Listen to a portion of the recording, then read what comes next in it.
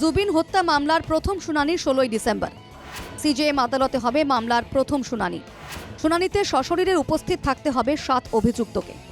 এটা নিয়ম হলেও শুনানিতে অভিযুক্তরা সশরীরে উপস্থিত থাকবেন কিনা এ নিয়ে সংশয় রয়েছে। নিরাপত্তা ইত্যাদির কথা মাথায় রেখে জেল কর্তৃপক্ষ অভিযুক্তদের আদালতে হাজির করাবে কিনা সেটাই লক্ষণীয়। উল্লেখ্য, এই মুহূর্তে বাক্সা কারাগারে রয়েছেন মূল 2 অভিযুক্ত শ্যামকানু ও সিদ্ধার্থ। বাক্সা জেলেই রাখা হয়েছে জুবিনের খুড়তুতো ভাই সন্দীপন গার্গকেও। জুবিনের 2 দেহরক্ষী বড়া এবং বৈশ্যকে পাঠিয়ে দেওয়া হয় হাফলং জেলে। বড়া এবং বৈশ্যের সঙ্গে হাফলং কারাগারেই রয়েছেন অন্য অভিযুক্ত অমৃতপ্রভা মহন্ত। হাফলংয়েই আছেন বাদ্যযন্ত্র শিল্পী শেখরজ্যোতি গোস্বামীও। আলাদা আলাদা জেলে হলেও শুনানির দিন এদের সবাইকে হাজির হতে হবে গুয়াহাটির সিজেএম আদালতে। আইন অনুযায়ী অভিযুক্তদের হাতে তুলে দিতে হবে চার্জশিটের কপি। 12 ডিসেম্বর সিজেএম আদালতে চার্জশিট পেশ করে এসআইটি। এদিন জুবিন হত্যা মামলার চার্জশিটের কপি চেয়ে সিজেএম আদালতে আবেদন করেছেন 300 জন। এর মধ্যে রয়েছেন রাজ্যের একাংশ সচেতন নাগরিক। চার্জশিটের কপি চেয়ে আবেদন করেছেন আইনজীবীরাও।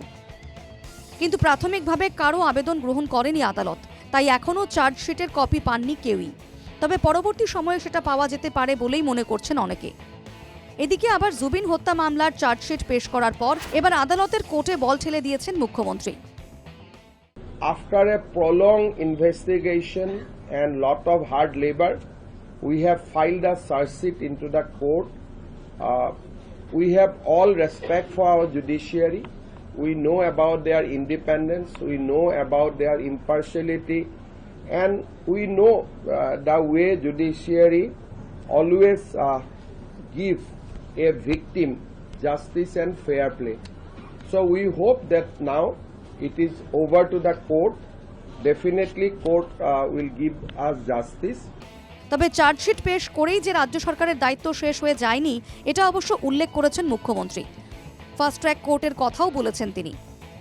Our next 2 steps will be to approach Chief Justice of Guwahati High Court for a fast track court, and second position will be to recruit a special public prosecutor for this purpose. However, all these will be started after the case is committed to the session judge, and session judge take cognizance of the case. So these are the steps which we have to now meticulously follow. ন্যায় পাবেনই জুবিন। মুখ্যমন্ত্রী জোর গলায় এই দাবি করলেও আইনের ফাঁকফোকর গলে অভিযুক্তরা বেরিয়ে যেতে পারে বলে আশঙ্কা করছেন বিরোধীরা।